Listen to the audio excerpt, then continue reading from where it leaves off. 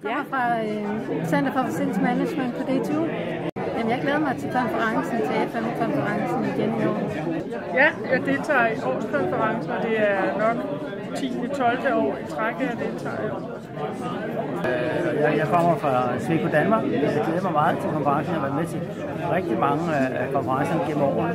Jeg glæder mig til det netværksarbejde, eller netværksoplevelse, man har undervejs, og ikke mindst de mange oplæg, der er.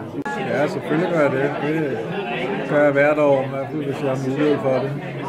Ja, det gør jeg. Det glæder jeg mig til.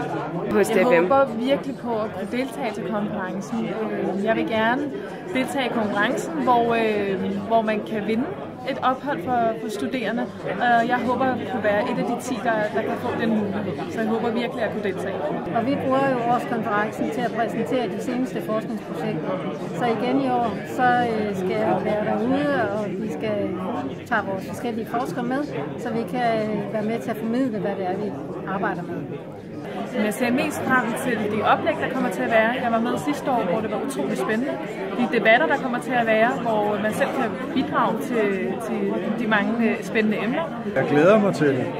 Jeg glæder mig til emnet med Big Data. Det bliver spændende at se, hvad for nogle nye idéer og nye trends, det kan give. Og helt sikkert, det glæder jeg mig til.